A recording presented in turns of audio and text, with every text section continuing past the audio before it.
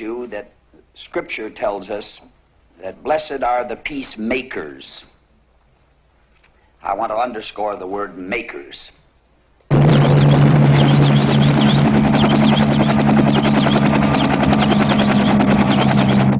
And it takes a lot of doing to make peace.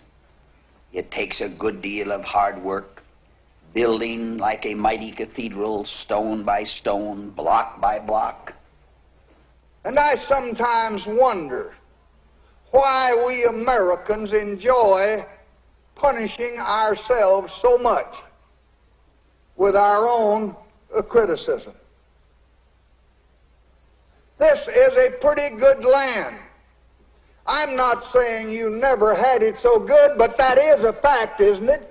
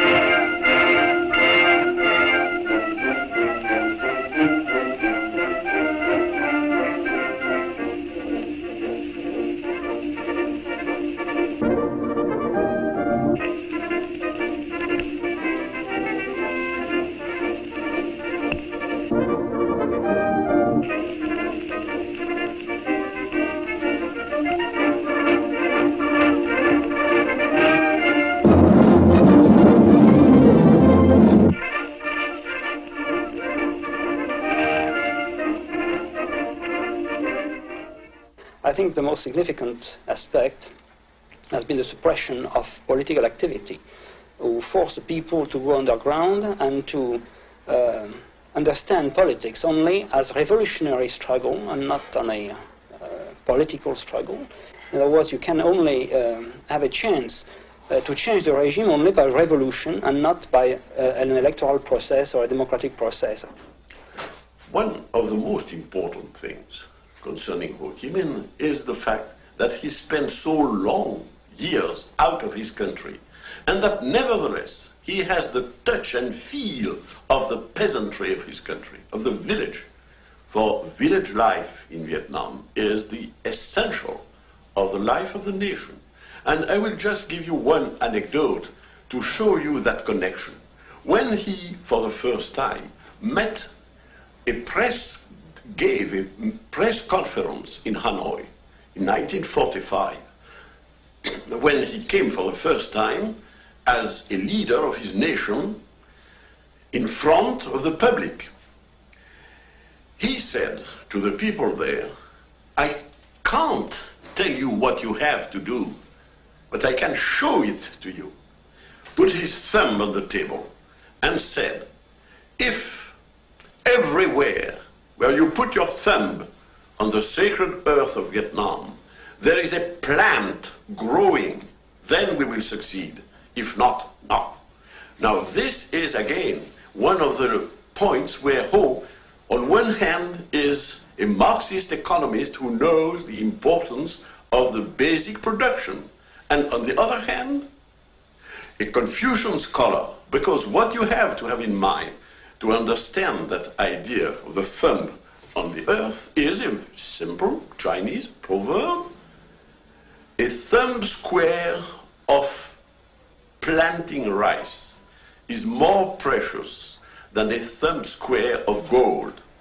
We are now in a very interesting place about Ho Chi Minh, because in this place, which is now a locksmith, a key maker, was 14 years ago, the place where he founded and edited the Paria, the first newspaper he edited. And in this very place, the life of Ho Chi Minh changed, in my opinion, where Ho Chi Minh, who came in 1917 in Paris as a peasant, an Asian peasant, became really a revolutionary and an internationalist. He was born in a poor and little village at Kim Lien, near Vinh, a now destroyed city of Center Vietnam. He was the son of a very poor man, but a man who was a Mandarin, a literated man. And this man was condemned by the French because his nationalism. And all the life of Ho Chi Minh was directed by this very injustice of made to his father by the French colonizers. In this family, they were nationalists since the very beginning. He left Vietnam, went on a boat, landed at New York, at London, at Le Havre, and after that in Paris, where he became first a socialist, after that a communist. Went on over to the White House, and it came back with the very tight round hand of Franklin Roosevelt. I want no French returned to Indochina. FDR. And I remember the excitement I felt that this was probably the first clear U.S. policy toward a Southeast Asian state.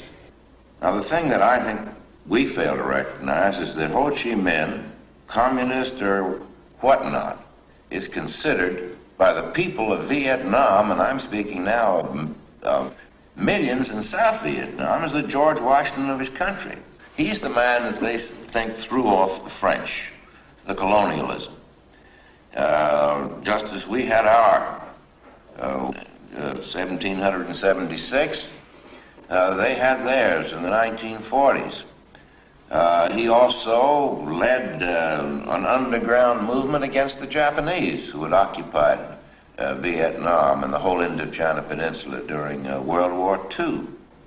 And whether we like him or not, whether we like the particular economic system or social system that he might develop or not, we must remember that he is indeed considered by many, the peasants, the small people, the little people in South Vietnam and North Vietnam, as the George Washington of his country. General Gracie was the principal British officer responsible for accepting the surrender of the Japanese in French Indochina south of the 16th parallel. And that was his mission. But after he arrived in Saigon with his troops, he found that the French were without means of maintaining law and order. And so he, as I understand it, and as I recall it, he took the weapons that he derived from the Japanese and turned them over to French military officers and men. If this had not been done, in all probability, the French could not have recaptured their control at Saigon. I met Ho Chi Minh for the first time in Hanoi at the end of 45, sent there by d'Argentlieu, Admiral d'Argentlieu, High Commissioner, sent by de Gaulle in Saigon, wanted me to contact the Viet Minh leader for the first time. I said to him, I am sent to you by the High Commissioner in the name of General de Gaulle to tell you that we want Vietnam to join us in the French Union. Looked at me and he said, the French Union? What's that? Is it a circle or is it a square? That was a test, because there is a Chinese proverb, a lot of Chinese proverbs, which identify heaven and intelligence with the circle and earth and solidity with the square. Is it an idea or is it a fact? Is it somewhere? And so I answered, and I think that it's one of the occasions where Ho Chi Minh has been just a little surprised. I answered, I don't know. He said, but what are you doing here? I said, I come to ask you, because we have to build it together. Towards the end of November of 1946, when the admiral commanding the French fleet in the Bay of Tonkin, in his words, decided to teach the Vietnamese government a hard lesson. And the fleet stood off of Hai Phong and shelled the city until between 6,000 and 10,000 were killed. He said, I have no army. It's not true now. I have no army, 1945. I have no finance. I have no diplomacy. I have no public instruction. I have just hatred. And I will not disarm it until you give me confidence in you. Now this is the thing on which I would insist, because it's still alive in his memory as in mine. For every time Ho Chi Minh has trusted us, we betrayed him. Here you had a country which was not really just divided at the 17th parallel. You had fought the Indochina War, and all the best and most talented Vietnamese of a generation had faced in 1946 and 1947 the alternative of the French or the Viet Minh. The best of a generation, the kind of young men who would, join up the day after Pearl Harbor in this country. It was are you going to fight to kick out the French, or are you going to, be a French puppet? So the most talented people of the generation all signed up, and the Viet Minh won this war, and it was an enormously popular national war. And at the end of it, they came up with a dynamic society which had won a war, which was tested, which was tough, which had brought up to the top the very best of a generation. Well, there are some similarities between the French effort in the Indochina War in Vietnam and the Americans. The Americans are just so much more powerful than the French were. They have so much more artillery, they have so much more air power, they have so many more men, they have so much more wealth than the French ever had, so that there are not going to be any Dien Bien Phus in the American presence there. In Washington, the U.S. Secretary of Defense... The equipment which we have sent to Indochina is highly technical, so we are sending technicians as a temporary training force. We are sending planes, but no pilots. We are not sending combat troops. We have seen no reason for the abandonment of the so-called Navarre Plan. That plan, as you may recall, broadly speaking, was a 2-year plan and contemplated a very substantial buildup of local forces and their training and equipment. The French moved into Dien Bien Phu in 1953. In January of 1953, Parachute Battalion came into the area, and the idea was there were two aspects of it. One, to control a piece of ground, and then to prevent the Viet Minh from sweeping on into Laos. I do not expect that there is going to be a communist victory in Indochina. By that I don't mean that there may not be local affairs where one side or the other will win victories. But in terms of a communist domination of Indochina, that I do not accept as a probability. The French generals did not believe that artillery could be brought to bear in sufficient quantity. So correspondingly, they were not active in their patrolling outside of the particular perimeter. The feature was to keep the focus on the area, not to cause the quick rush of the battle position, but to build the particular battle position. The French miscalculated, as I think did we, in the degree of sophistication of the weaponry that was deployed on the high ground. They didn't think they could get these pieces up there, but they did somehow.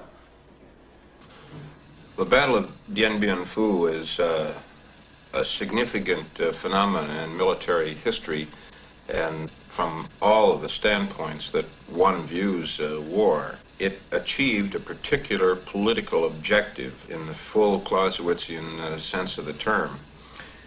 It represented a tremendous logistical effort on the part of the North Vietnamese, or of General Giap, to move the artillery pieces, which changed the balance of this particular battle significantly.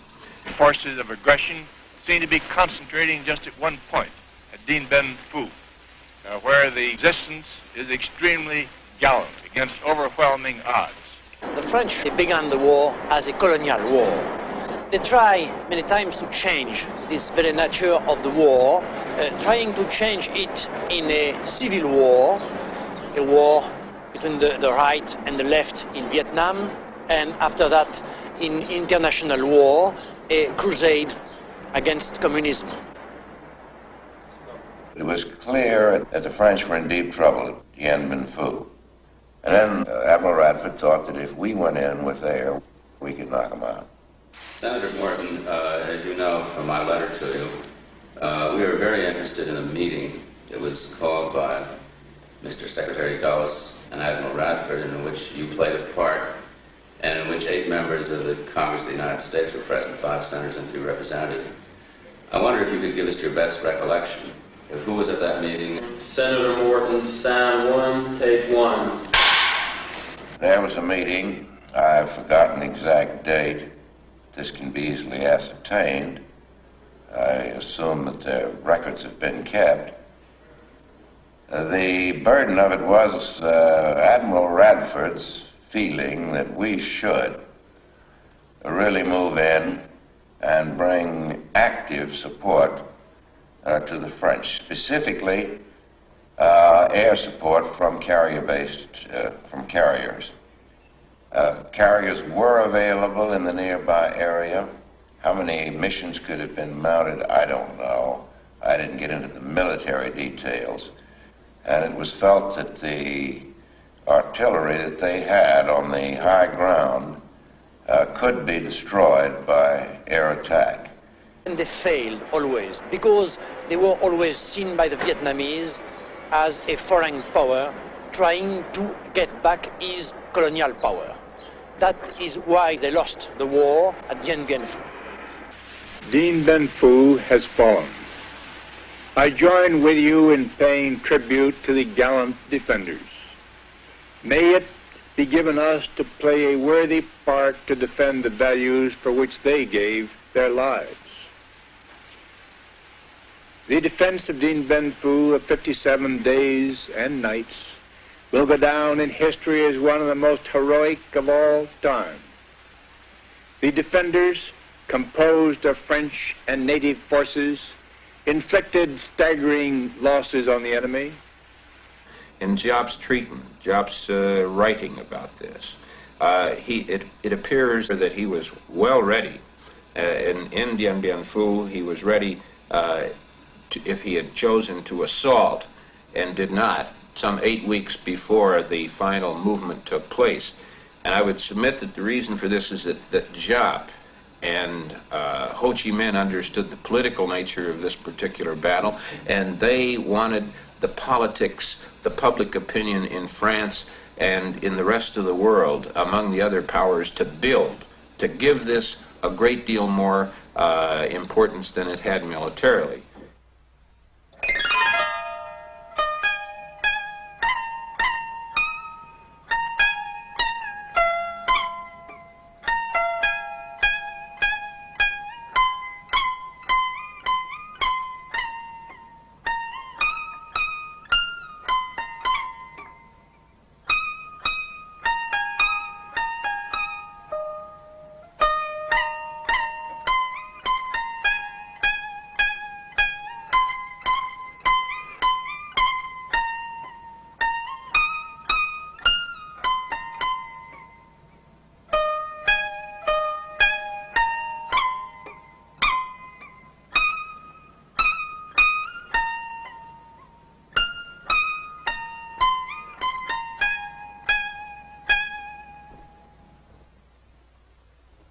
I think the American people this fall, when they elect a Congress, all of the congressmen, 1/3 of the Senate, regardless of whether they're going to vote Democrat or Republican, should ask those senators and congressmen, said, well, Mr. if we send you to Washington, are you going to continue sending American money to nations which in turn ship the sinews of economic and military strength to Red China, which is running the war in Indochina, keeping in mind that if we lose Indochina, Mr. Jenkins, we will lose the Pacific and we'll be an island in a communist sea. The situation in the area as we found it was that it was subject to the so-called domino theory. And that meant that if one nation went, then another nation would go and so on. We're trying to change that so it won't be the case. That's the whole theory of collective security. Agreement between the Commander-in-Chief of the French Union forces in Indochina and the Commander-in-Chief of the People's Army of Vietnam on the cessation of hostilities in Vietnam, signed at Geneva, July 20, 1954. Article 14. Pending the general elections which will bring about the unification of Vietnam, the conduct of civil administration in each regrouping zone shall be in the hands of the party whose forces are to be regrouped there in virtue of the present agreement. Article 16. With effect from the date of entry into force of the present agreement, the introduction into Vietnam of any troop reinforcements and additional military personnel is prohibited. Article 18. With effect from the date of entry into force of the present agreement, the establishment of new military bases is prohibited throughout Vietnam territory. We support the objectives that are involved in this thing because it was done in the Eisenhower administration in 1954. We were not signers of the so-called Class B treaty or convention at Geneva, Switzerland, but we did make a formal and solemn pledge that we were going to safeguard the independence and the freedom of Vietnam. Now, we can renege if we like, but what will happen to our credibility in the world if we take that course? Every day someone jumps up and shouts and says, tell us what is happening in Vietnam and why are we in Vietnam and how did you get us into Vietnam? Well, I didn't get you into Vietnam. You've been in Vietnam 10 years. Saigon was in a state of civil war. The rebel Bin Xuyen movement tried to incite the people to overthrow the government. In 36 hours non-stop fighting, 500 were killed, more than 1,000 wounded.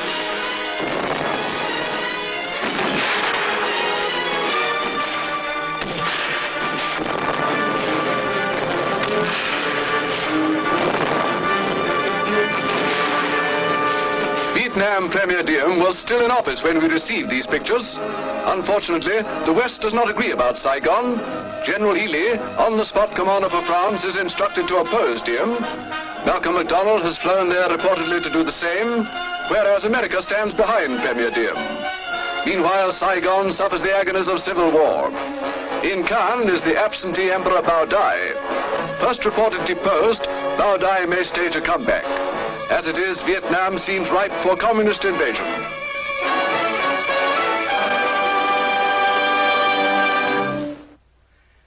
Diem, I said before, was the man of the hour. Why?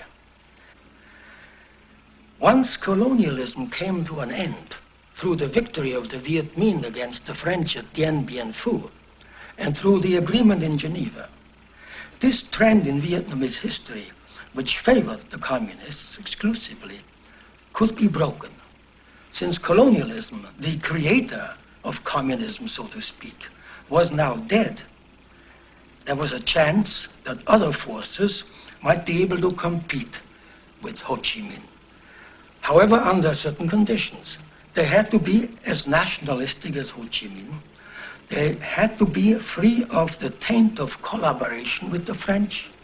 They had to be the opposite of puppets of colonialism. Now, Diem was precisely that man. A lot of it was rather skillfully done in public relations, I think. There's no doubt about that.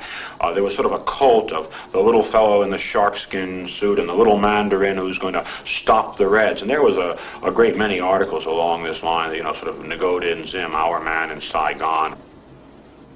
You have exemplified in your corner of the world patriotism of the highest order.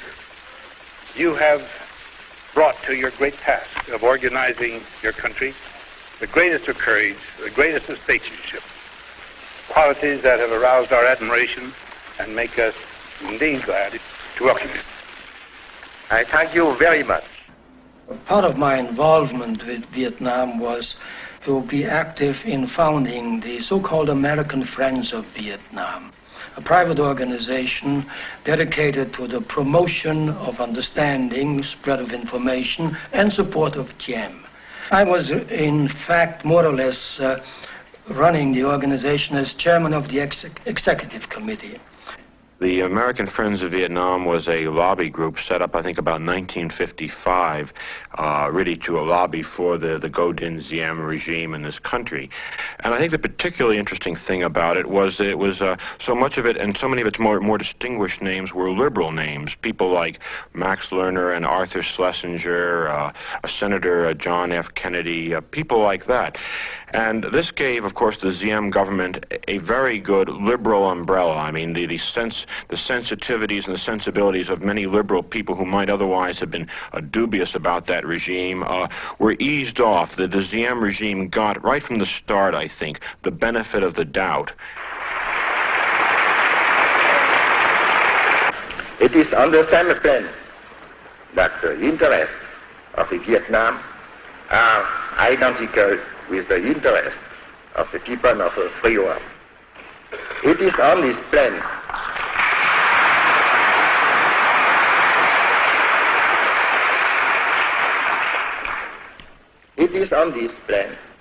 that your and our fight is one and the same. We too will continue to fight communism. It is not, it may be really repeated here, there is no two Vietnams, there is only one Vietnam, temporarily divided in Geneva in 1954 between a free zone with the North Vietnam and an occupied zone, occupied by the French, and the French had still, after Geneva, the jurisdiction over South Vietnam because they could not hand it over to a regime which did not exist. It's not even mentioned in the Geneva Agreement. The regime of Saigon is only a temporary one, in waiting for election. The refusal was amply justified, if only because the kind of election envisaged by the Geneva Agreement of 1954, a free election, could not have been held. Anyone who thinks that a free election was possible in communist North Vietnam knows little of how communists operate and could have fallen into a Moscow peeping trap. The United States could not agree today any more than in 1956 to legitimizing communist control of all Vietnam by a device of a communist-style election. And you ought to have sat with me on the Foreign Relations Committee in 1956 when our intelligence forces brought in their reports warning that if the election called for by the Geneva Accords for July 1956 were held, Ho Chi Minh would be elected president in South Vietnam by at least 80% of the vote. And our country that boasts about believing in self-determination used its power and its prestige and its influence really to get our first puppet government under Diem not to cooperate in holding those elections. That's just a matter of historic record. As you know, Ngo Dinh Diem and New were finally killed in 1963. Some 50 to 60,000, and the precise number is not readily available, but some 50 to 60,000 political prisoners were released from prisons in South Vietnam subsequent to this. Elements of the rotating governments that followed the death of Diem and New have indicated that most of those people were not Viet Cong sympathizers in any way, shape, or form, which would indicate that all political activity that was antithetical to Diem and Nhu was met either with murder in the South or imprisonment. And from 1958, we see the existence, confirmed by some American experts and some broadcasts from Hanoi, of a national front for liberation of South Vietnam. It was, in fact, a confederation of all the forces who, for years, were struggling against the Diem regime, and it was not, as it has been said too much and too often, the political arm of Hanoi.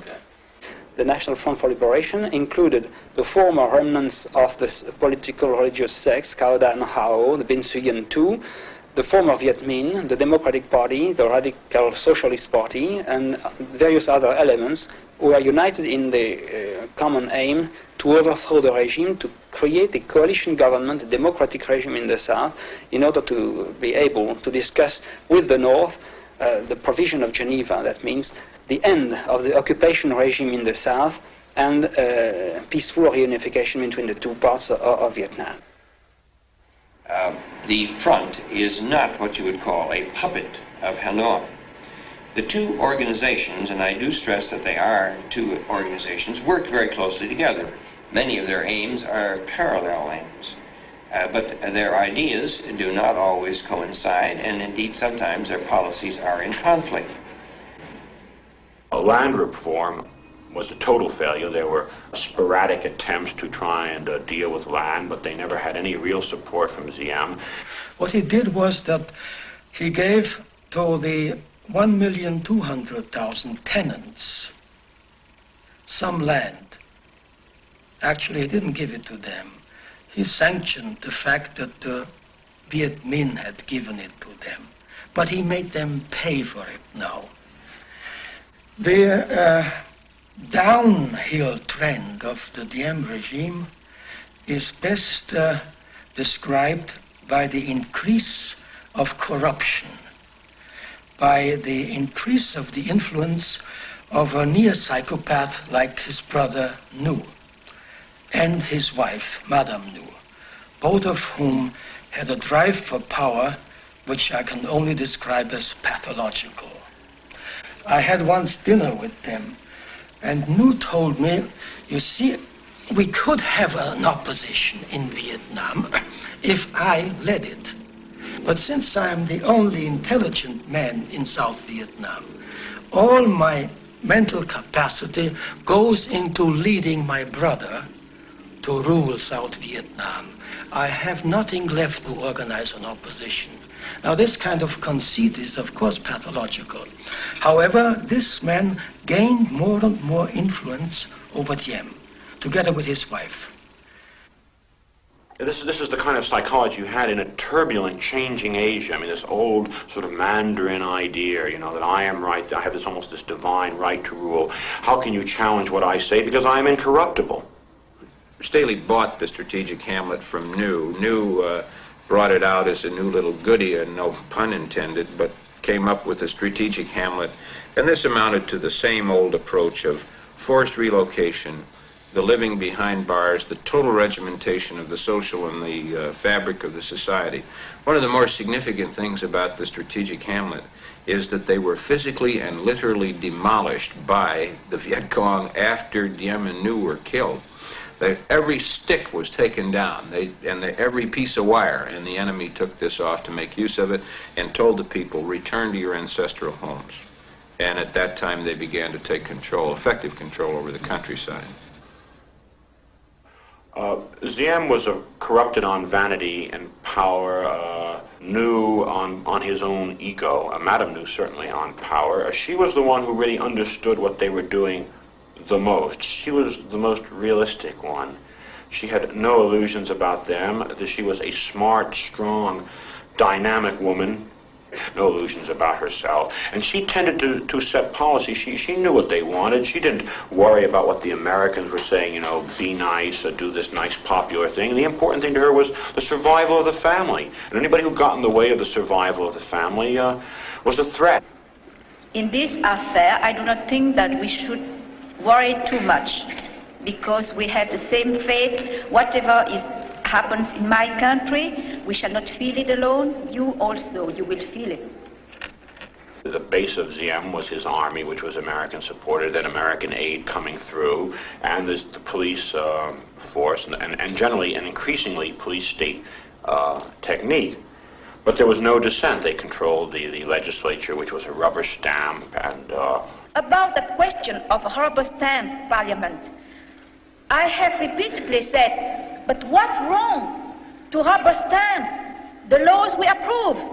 A major policy paper issued by the State Department in December of 1961 stated flatly, and I quote, "The years 1956 to 1960 produced something close to an economic miracle in South Vietnam.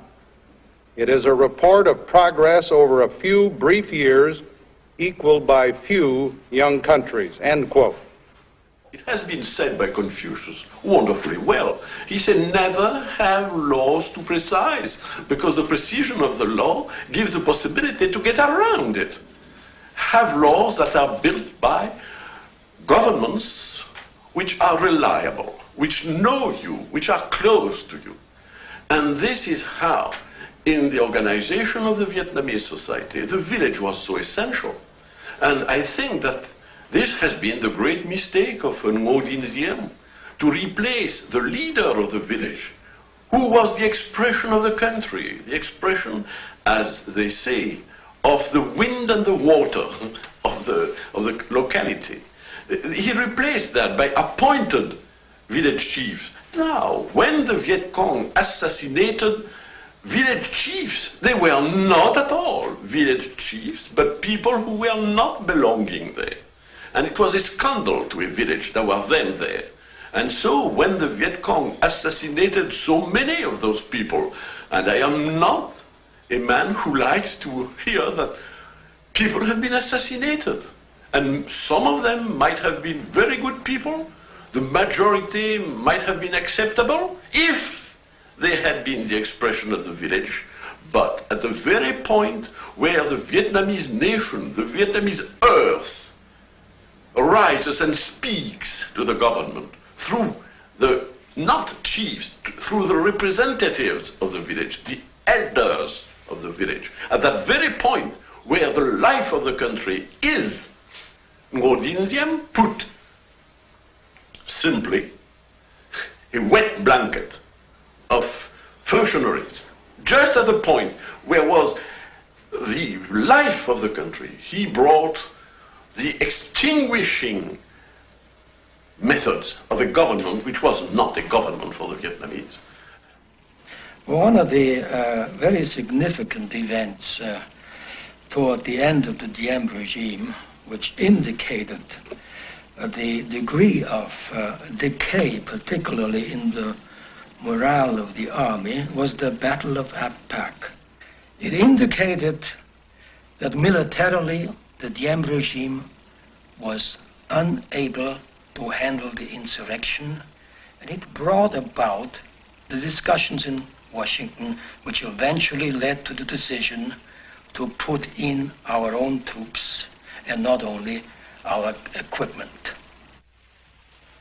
I think the Vice President's journey represented a great public service. There are members from both parties here today to greet him. There were members of both parties in his group going around the world. This was an American effort to indicate our great concern for the cause of freedom in insignificant and important countries around the world. We visited in several countries where the population would add up to more than 750 million people. We didn't see all of those people, but we saw a good many of them, as well as their leaders. We never heard a hostile voice, and we never shook a hostile hand. When Vice President Johnson, which was also part of the '61 arrangement, when he came to Vietnam, he announced a series of things that the United States was going to do. And this is when we made a fundamental change in our policy. I can remember Bernard Fall in 1962 interviewing Pham Van Dong, the Prime Minister of North Vietnam, and talking about the American aid. And Pham Van Dong was sort of saying, oh, poor Diem, poor Diem. He is unpopular. And because he is unpopular, the Americans must give him aid. And because the Americans give him aid, he becomes less popular. And because he becomes less popular, the Americans must give him more aid. And because they give him more aid, he becomes even less popular. And Bernard Fall interrupted and said, that sounds like a vicious circle.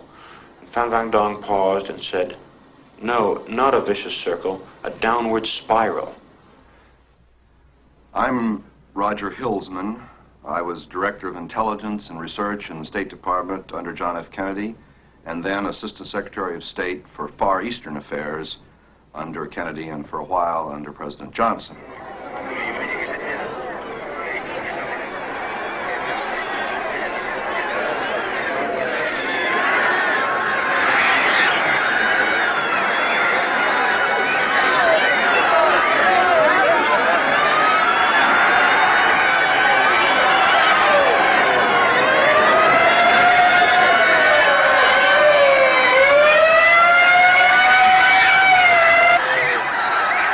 Dramatic was one day in Saigon when a Buddhist parade started off with a sort of a hypnotic chant, the yellow-robed priests marching along, and then there stepped forward a frail old man in his 70s who turned out to be this priest, Quan Duc, and he assumed the lotus posture. And another priest stepped forward and poured gasoline over him. But I don't think anything really gives the flavor or the fever of that time, other than to point out that when this monk burned himself, Ngoc Diem really believed that American television networks had staged this. They had paid the Buddhists to stage this burning for their own benefit. I mean, after all, the Americans were Diem's allies. And then suddenly a towering flame. And what was, the priests and the nuns in the audience moaned and prostrated themselves toward this burning figure, and he sat there unflinching in the smell of gasoline and of burning flesh in the air for 10 minutes. The political effects of this were enormous. It was so dramatic. It hit the headlines all over the world. It had enormous political consequences outside of Vietnam and inside of Vietnam. People thought they saw the face of Buddha in the clouds that night. People have spoken very much about the monks who burned themselves. But those monks who burned themselves because they were incited to do it. The American idea, which was that sink or swim with Ngoc Diem, as my colleague Homer Biggert had coined the phrase. I think the idea of that was, well, that he had become an expendable man. The American policy had always been that he was the only man we had. Johnson had called him the Winston Churchill of Southeast Asia, which a unique tribute to Mr. Churchill. And so I think that with this they had changed the American policy view of them, that they were expendable. And what happened was, of course, the coup did take place on that day in November, and they were murdered. And it had taken place in an atmosphere where the Americans, who had in a sense created this regime, who had given it what little sustenance it had, whose invention Ngoc Diem had really always been, had withdrawn, because after all, the VC were about to take the cities without even a fight. I mean, the VC were running rampant over the countryside. The strategic Hamlet program was really finished. It didn't exist. And it was not so much that the Americans had aided the coup or created it, but as they had given all their aid to Diem, they had moved back, and they had said, no, we just support the anti-communist effort. It wasn't that they were on the side of the others, but they made it very clear that they would stand aside. And with that, they'd spelled the final end of that regime.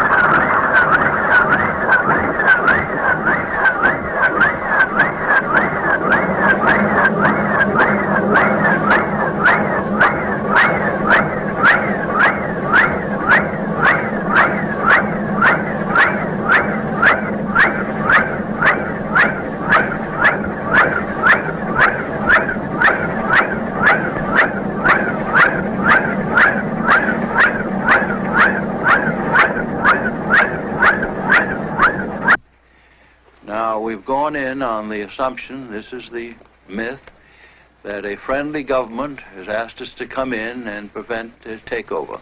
Well, what friendly government? That government has changed half a dozen times since that time. It changes from week to week. No one knows just what the government is. I am very much impressed by the military and economic and the social programs instituted by General Kahn. I appreciated also the opportunity to talk with the Chief of State, General Mann. In other words, you cannot defeat the communists without the support of the people. And to have this support, you must bring justice to the people. In other words, equality and freedom. How do you achieve this now?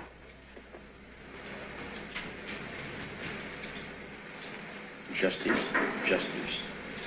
Banish corruption. Give to the people a higher standard of living. And make them feel free. Would Kennedy have done what Johnson has done? There were two things that he very, very much wished to avoid. One was making this an American war.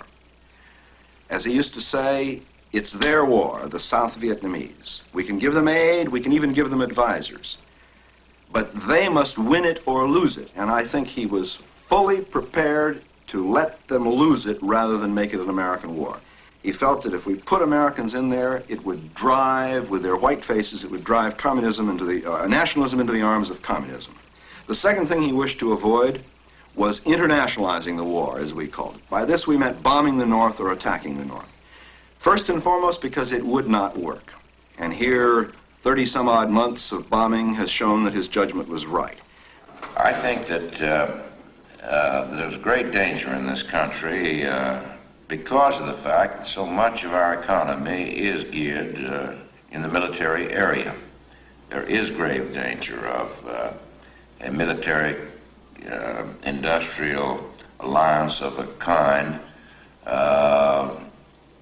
actually affecting policy.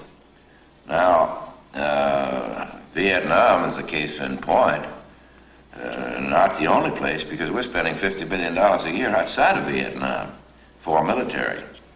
And I do think that having dropped more bombs on Vietnam than were dropped by all the Allied powers in World War II in tonnage on that small country.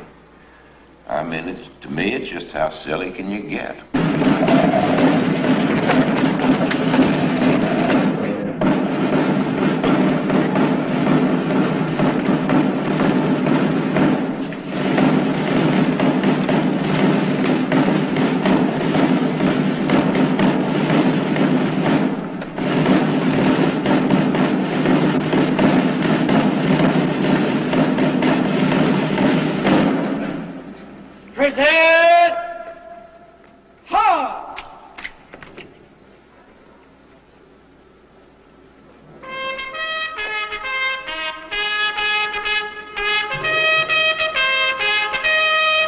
I think communist aggression must result in communist disaster.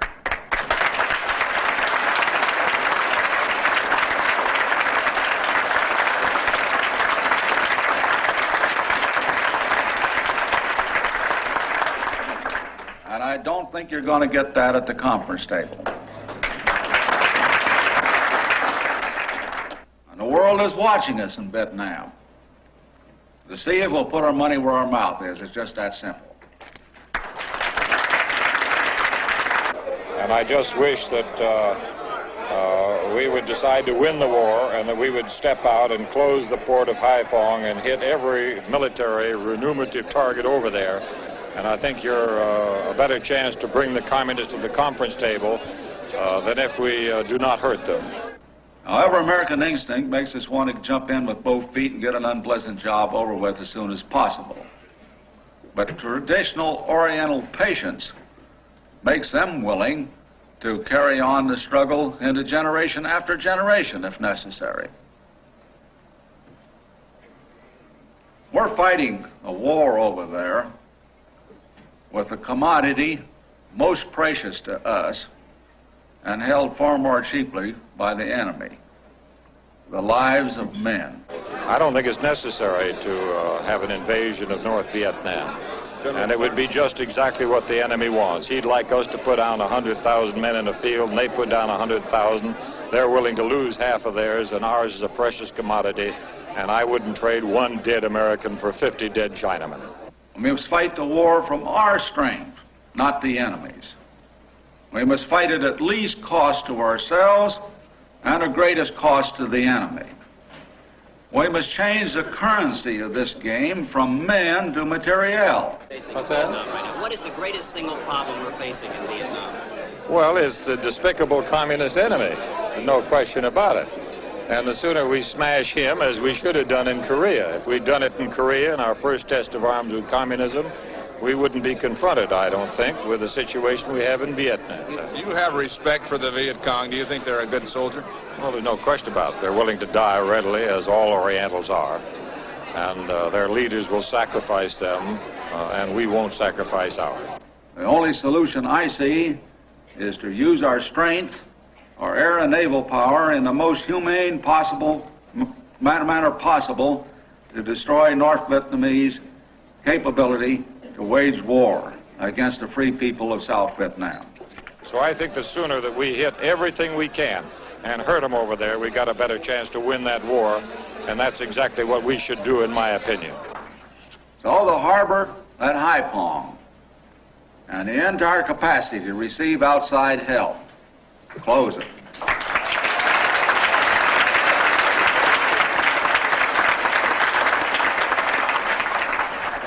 The power system that fuels every war-making facility. The transportation system, rails, rolling stock, bridges, yards, eliminate them.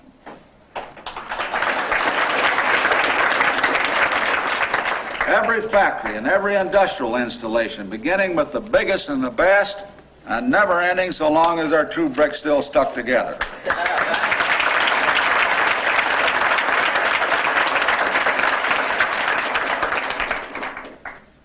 And if necessary, the irrigation system, on which food production largely depends.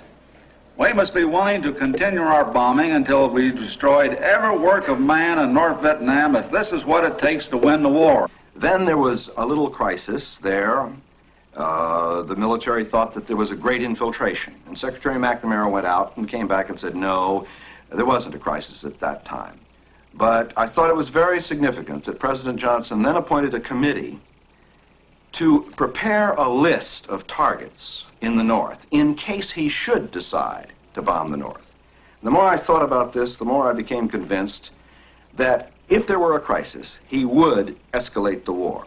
This is part of the steady escalation that's taken place during the last 5 years. First, we sent in only advisors. Then it developed these advisors were also in combat. Then we sent in the Marines, and the first thing was said that they were there only to defend. Then the next thing was that they would shoot back if attacked. And now there is an admission that we're all in. Some others are eager to enlarge the conflict. They call upon us to supply American boys to do the job that Asian boys should do. They ask us to take reckless action, which might risk the lives of millions and engulf much of Asia, and certainly threaten the peace of the entire world. A second deliberate attack was made during darkness by an undetermined number of North Vietnamese PT boats on the USS Maddox and the USS C. Turner Joy, while the two destroyers were cruising in company on routine patrol duty in the Tonkin Gulf in international waters some 65 miles from the nearest point of land. They put out that propaganda, but they got caught because we were able to disclose within 2 days that if they would check upon the log of the Maddox, for example, they would find she was only 11 to 13 miles from the bombing of those islands. And of course, that's coverage. And the North Vietnamese knew that it was coverage. Do our naval vessels afford any cover for these? Our naval vessels afford no cover whatsoever. Now, the sad fact is, history will record that the United States was an aggressor in Tonkin Bay. We were violating the rights of North Vietnam, had no right to proceed on the second day to ourselves bomb North Vietnam, the areas where her torpedo boats were kept. But we had to do it. That wasn't self-defense. Bombing North Vietnam was not within the right of the president to act in self-defense of the Republic. My duties on board the seaplane tender were nuclear weapons officer. On August 4th, there was an alleged attack upon the USS Maddox and Turner Joy, two of our destroyers, in the Gulf of Tonkin. The destroyer personnel indicated at first that they were under attack and later indicated uncertainty as to whether or not they were under attack. Large numbers of torpedoes were supposed to have been fired. The ship was reporting itself as continuously maneuvering to avoid torpedo attack. And yet there was also indicated in these messages doubt as to whether or not they were under attack at all. And I have a feeling, therefore, that this harassment attack and this attack with 20 or more torpedoes upon two of our destroyers was designed to force us out in a way lest we precipitate a greater struggle. I have a feeling that they've misread America once again. In the course of our conversation, this chief petty officer told me that he was a sonar man on board the USS Maddox and that he had been in the sonar room during the attack. He told me that in his estimation, there were no torpedoes fired at the ship or otherwise during that alleged attack. And furthermore, he constantly repeated this, sent this information to the commanding officer on the bridge. The North Vietnamese have no submarines. What is the purpose of that movement? This is purely precautionary, so that the fleet will be prepared for all eventualities. What sort of eventualities, General? Well, possible submarine attack. By whom? By anyone. Well, you always contended that in the first incident they were having... I'm contending that having the Maddox and the Joy there constituted, in view of the knowledge as to what the South Vietnamese boats were up to, an act of constructive aggression on our part. The Vietnamese situation, as I noted on my visit back home last week and this week, has taken on some real spirit and real interest. And I thought perhaps a statement by the joint Senate-House Republican leadership would be timely and quite in order at this moment. As a result of what we have done in South Vietnam, not only has the psychology changed there, but also it has had a most beneficial effect, in my opinion, among other free Asian countries who looked at South Vietnam as a test. Okay, today's the day. It's the big one. This is the one we've been waiting for. This is the one you've all been saying to yourself, what this company needs is a good fight. By the grace of God, we're going to get it. From there, we're going to S&D, search and destroy, the thing you guys like. Okay. Some of you, I know this is going to be a shock to you, but it's a switch for old Alpha Troop. We're riding in. And we're not riding in on one of those dusty old APCs. We're going in first class. TWA, Teeny Weeny Airlines. Well, search and destroy is an attempt to, as the first word would indicate, to find the enemy, to search out where he would be, and then to destroy him in his habitat. Okay! West of the stream, and east of the road. Roger.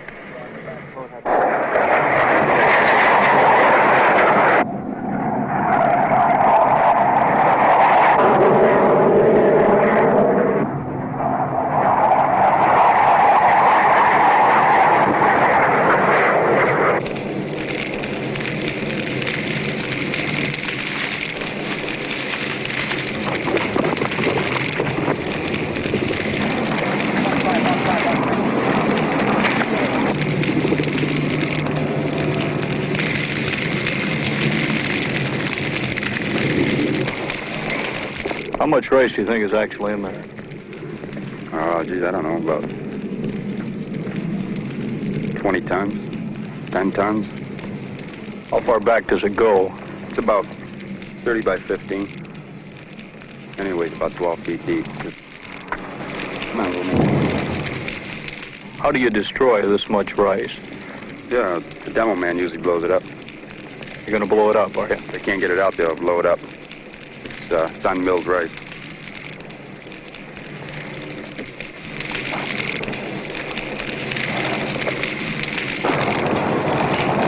Oh, look at that, way up the street.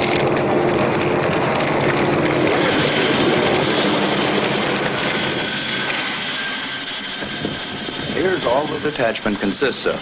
2 double-rotor Chinook helicopters. The Chinooks usually are cargo or troop carriers, but not these. They're gunships.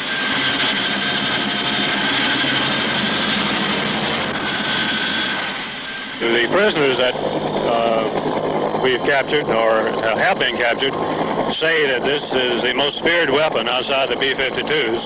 That is because the amount of ammunition we carry, the very types of weapons, and the amount of time we can stay on station. At the present time, we have on this a 140-millimeter grenade launcher, 2 20-millimeter cannon, 5 50-caliber machine guns, and 2 rocket launcher pods consisting of 19 2.75 rockets. We usually carry inside 2 additional M60 machine guns and ammunition for them. Occasionally the crew rat holes a few things that they don't tell us about until we're airborne. We work at it, we can unload in about 20 to 25 minutes, but we are in danger of burning out barrels, which we frequently do. I was amazed when I came to this outfit of how accurate the 50 calibers were. I figured they would be known more of an area spray weapon, but they can actually walk those weapons right down a tree line. Now, the 20 millimeter is, of course, very, very accurate and has quite a range. We can start firing with this machine 4,000 meters away, which is considerable distance. The one I fly is known as birth control.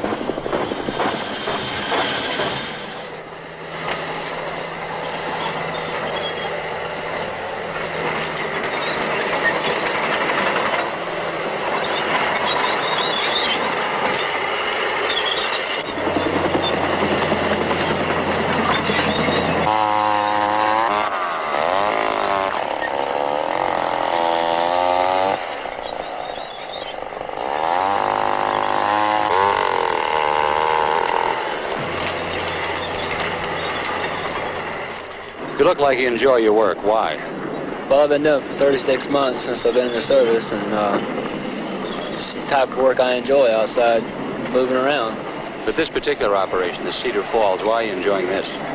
Well, I think we're benefit by clearing all this area. It's the first time they've got a push on like this and hadn't walked off and left it. They're completely just going right ahead and pushing on forward instead of walking off.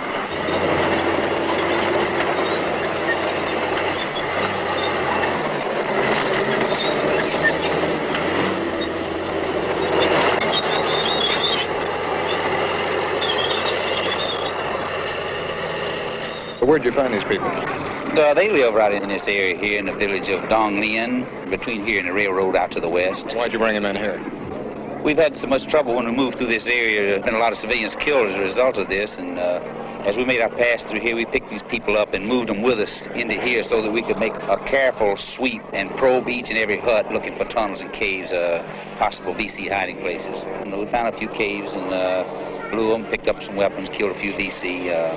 In the meantime, we're now going to sweep back through and go to the railroad and move back out to the west. Now, what's going to happen to the people tonight? Well, the people, we're going to keep them right here. We've got some chow for them and some water, and we'll feed them, and You'd be surprised how they can take care of themselves here with a minimum of resources. And, they take care of these children here during the night.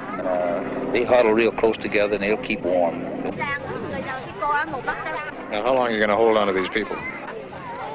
Well, around noon tomorrow as we move back out to the west, and then these people be released to go back to their own huts to cultivate their rice or harvest their rice and continue their normal activity. Now, you got some VC suspects out of this group, didn't you? Yes, we just heli-lifted 5 suspects out of here back to the battalion rear CP to be further interrogated. How did you select them? These Chu Hoi people and Vietnamese interpreters that we have with us, they've been in this area 2 or 3 years, and they know these people, and from talking to them, they get some ideas. Maybe these people know a little more than they're telling us, and we take them back to get a little higher echelon of interrogation down in Hoi An or Dien Bon. Some of these people come back to us even, and we'll put them with our companies to sweep these riverbanks. It's hard to know just who a VC is unless he's carrying a weapon or a cartridge belt or some grenades or something. A person just walking along, you don't know if he's a VC or not, might be in this crowd. But then some of these people that have operated with a VC, and if they defect and come over, and we can use these people as scouts, and they go along the riverbanks with us, and they look just like anybody else. But when they have a weapon, then they're free game.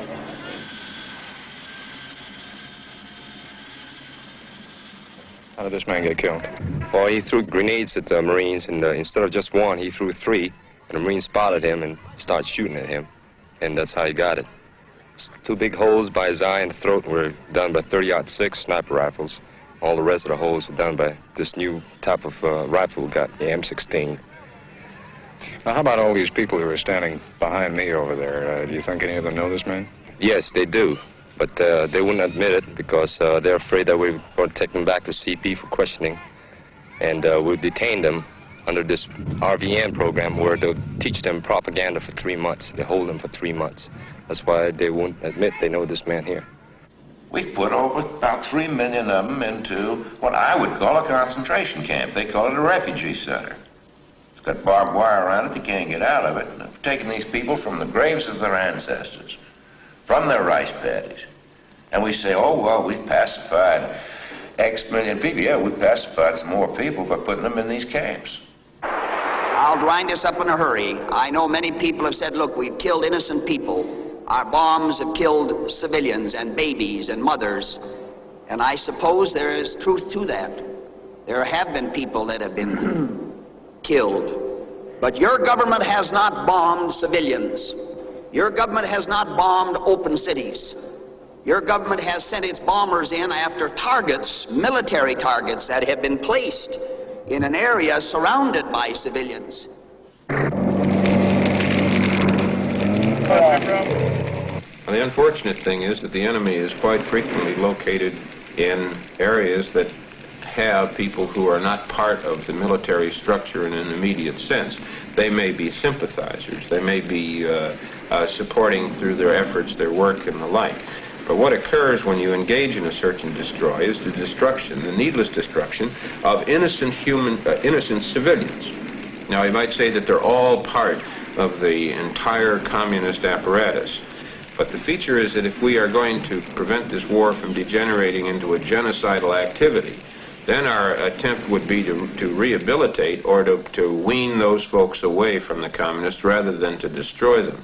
This is what search and destroy becomes in a very practical sense.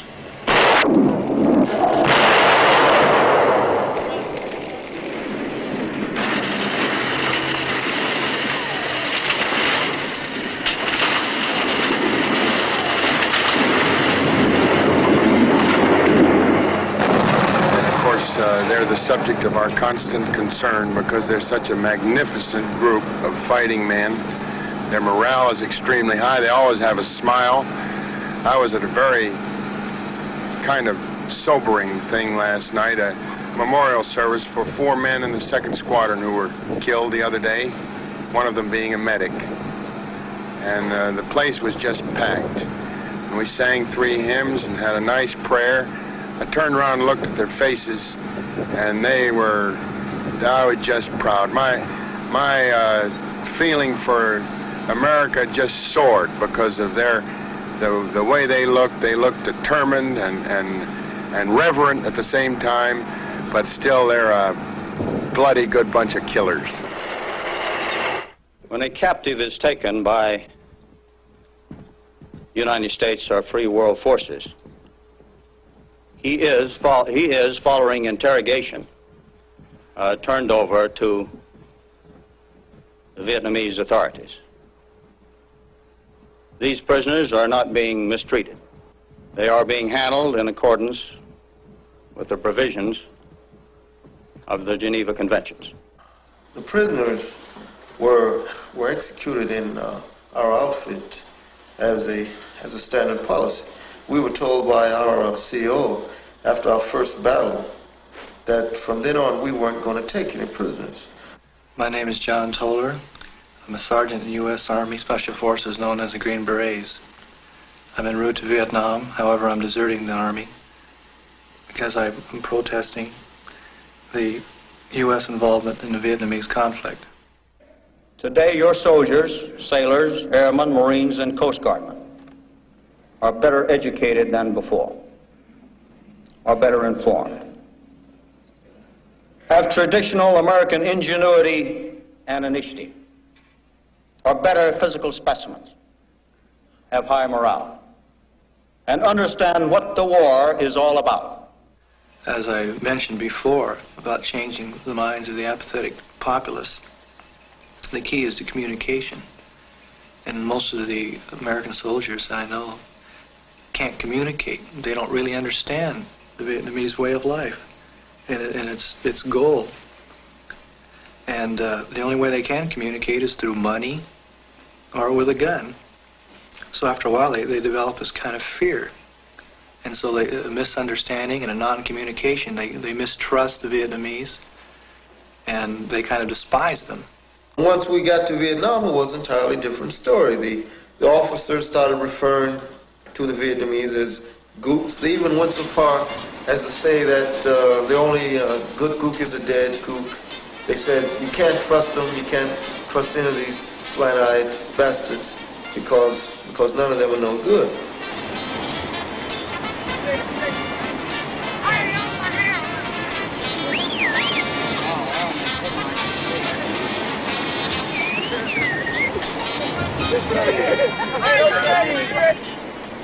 Actually, it looks like this beach has just about everything. Is there anything that it lacks?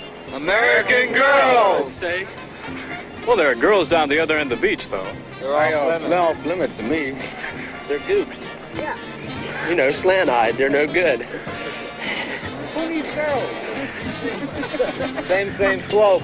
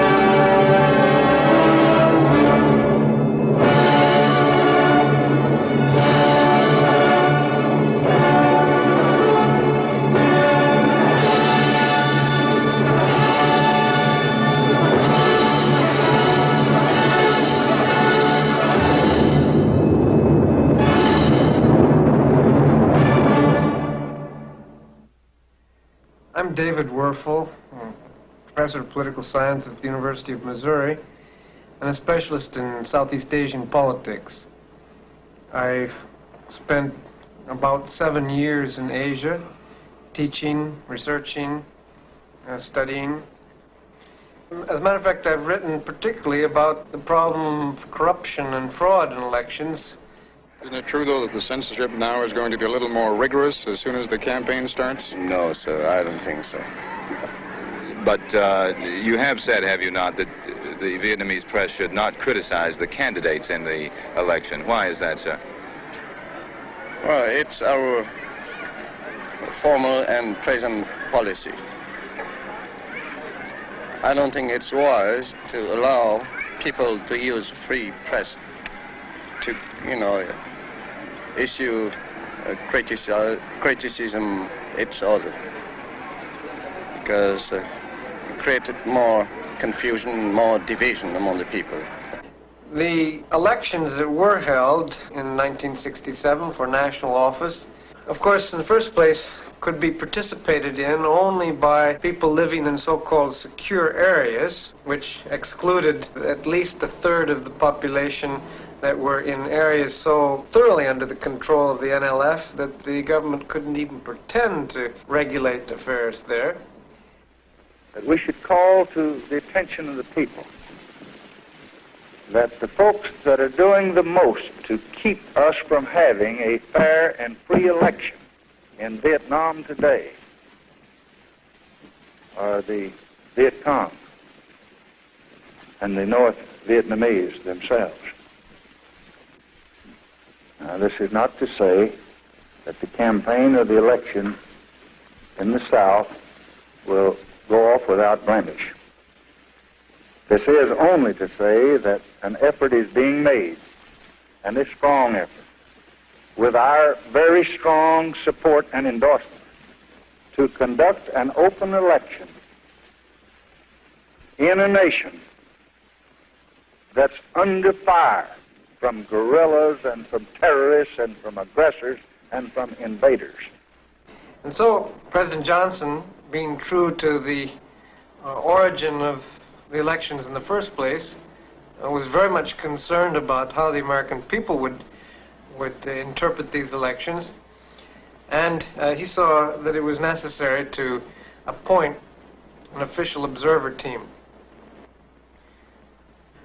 But of course, most of the people had never been in Asia before. Almost none of them had ever been in Vietnam before. Very few of them even had any contacts in Vietnam. And so the theoretical opportunity to talk to anybody they wanted to simply could not be utilized. And in fact, most of those who talked to anyone except embassy people talked to those Vietnamese introduced to them by embassy people. Voting officials, voters, everybody were on their good behavior because the American observers were there. So for them to have expected that they would see fraud with their own eyes was simply absurd. Furthermore, they left Vietnam within 24 hours after the polls closed, and in that period after the polls closed, they did not speak to a single Vietnamese. The possession of a clipped and stamped voting card, of course, was a very important protection for the Vietnamese peasant. It was almost as important as having his registration card. And anyone in Vietnam who does not have an official government registration or identity card is in deep trouble. He's immediately assumed to be a Viet Cong, is taken into the police station for questioning, or worse. I saw even in Saigon, in working class districts, where on election day, rather early in the afternoon, the polling place ran out of ballots, and there were people already lined up wanting to vote at this polling place. When it was announced that they'd run out of ballots, the poor washerwomen and workmen were frightened to death. Oh, we've got to vote, we've got to vote, we've got to have our clipped voting card. So, in balance, we had a government elected with little more than a third of the vote, hailed by the United States, Johnson administration, as being a popular and legitimate government. Nearly two-thirds of the people voting against it, and even that 35%, of course, being to a considerable extent a result of fraud and intimidation.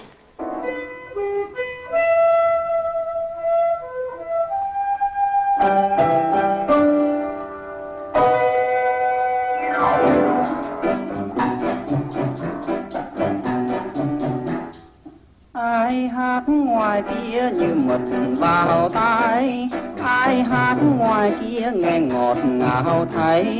Ai đứng trong ai nhân ai một vài lời, lời này thì ví đến dài, tình này là khúc sông bay.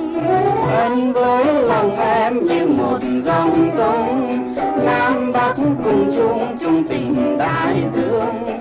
Tay bắt tay nhau thương nhau mặn nồng mà, tưởng rằng cuộc sống muôn đẹp, lòng dường một phút vô cùng. It was bad enough for the generals to get away with double voting and ballot box stuffing, but to have the American observers say that they thought it was all fine and dandy made Vietnamese very mad indeed. There were efforts to protest election fraud, there were student demonstrations, and as a matter of fact, at one point it almost looked as if the election would be invalidated. What I think we've come to, and what I think the tragedy of Vietnam clearly demonstrates, is that we now find ourselves in a world in which the arrangements of power cannot yet be ignored, but in which the instruments of power no longer work.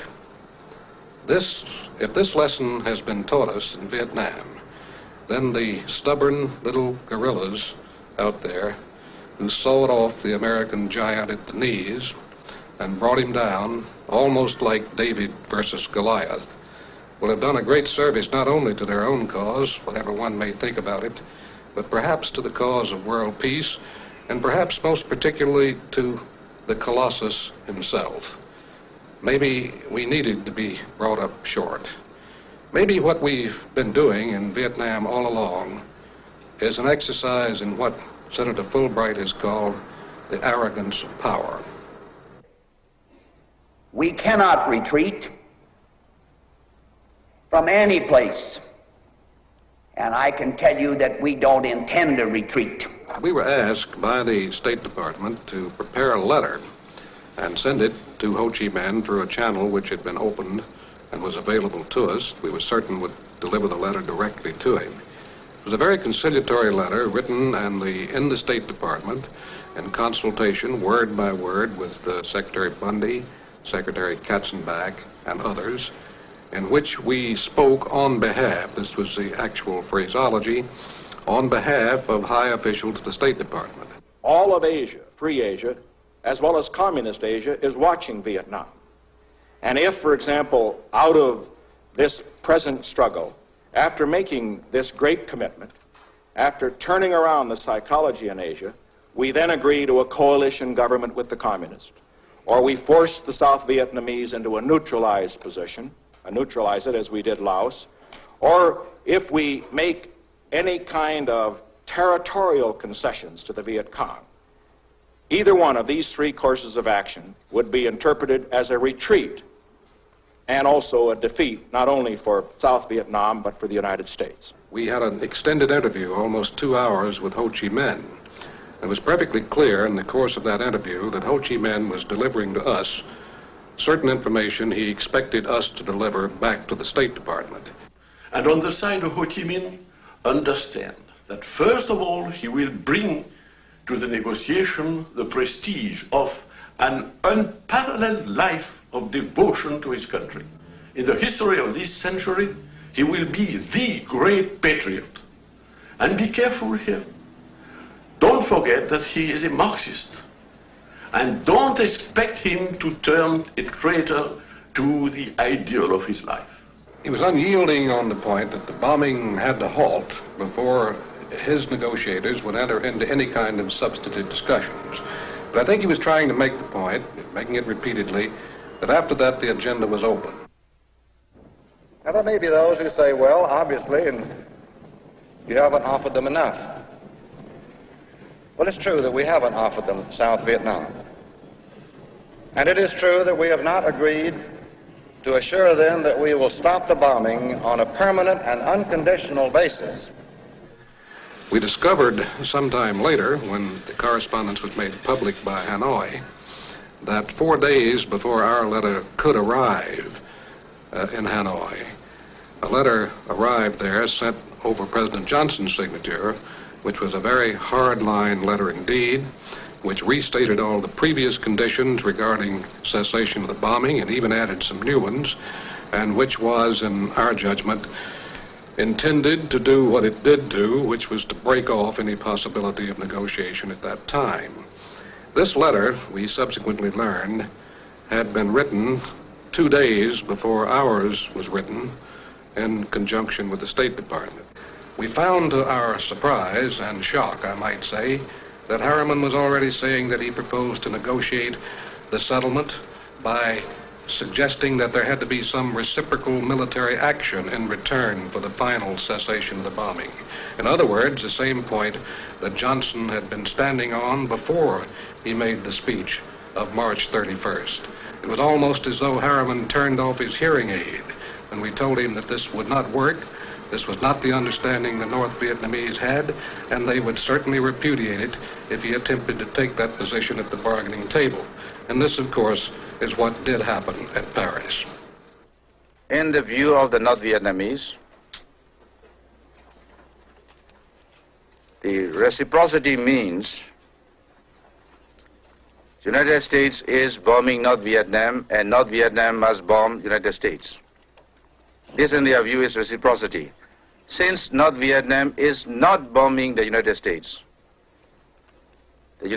should not bomb North Vietnam.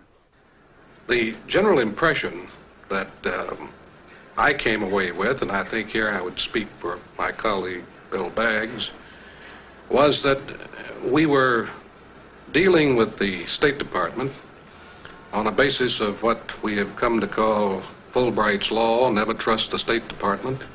Bombing is going on in the South. We haven't bombed anybody's embassy in Hanoi, but they've bombed our embassy in Saigon. Arms continue to flow. Men continue to come. We've tried all over the earth to find an answer to the question, what else would stop if the bombing stopped? The niceties of the argument about whether there are 2 Vietnams or 1 Vietnam seem quite inconsequential when you're talking to Ho Chi Minh. It would seem incredible that this man does not speak for most of the Vietnamese, not all, but most. And the idea that there could be some arbitrary geographic dividing line that would cut off his influence has been proved an absurdity by the vigor and determination of the National Liberation Front that fights in his name in the South. My name's Olivier Todd. I'm a journalist on the non-communist, liberal, left-wing French paper Le Nouvel Observateur. I first went to South Vietnam when escalation started in 1965, and I first went to North Vietnam at the end of 1967. I'm Harrison Salisbury of the New York Times, assistant managing editor of the Times. I'm Farley Daniel Berrigan. I'm working here at Cornell teaching and helping with the peace movement. It's about 1 month since I was in North Vietnam on a project to get the 3 American flyers out. At the time I went to North Vietnam, the communiques which were being issued by Washington in particular about the American bombing raids on the North gave the impression, although they did not say so specifically, that we were not killing civilians in any substantial numbers, at least, in the course of our very heavy bombing offensive. Indeed, President Johnson himself said that the targets were steel and concrete. I think almost anyone familiar with war would have been somewhat skeptical of the ability to bomb with such precision, and indeed, when I got on the spot in North Vietnam, I discovered, of course, that while the bombs presumably had been aimed toward military objectives as best the aviators could aim them, they indeed did kill many civilians, demolished large areas of civilian housing. Before I left for North Vietnam, I was under the impression that it was a small country that was just sort of vaguely fighting back. But after seeing many battles against American planes from the banks of the Red River, I changed my opinions completely. The anti-aircraft in North Vietnam, in certain pockets, as the American pilots say, is absolutely formidable. It's a sort of 4-level affair. You have people equipped with submachine guns and rifles shooting at a first level, forcing the planes to go up to a second level, where there they come against the machine guns a lot of them being Chinese.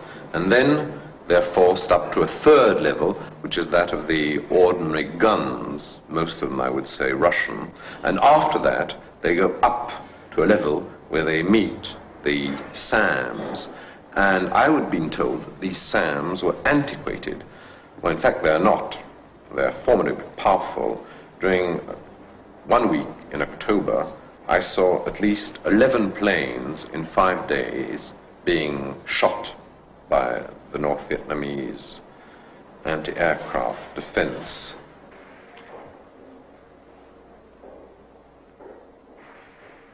When you walk about the streets of Hanoi, you are struck by the fact that you constantly see civilians going about in trucks with guns in their arms, or even walking down the streets with guns strapped to their back.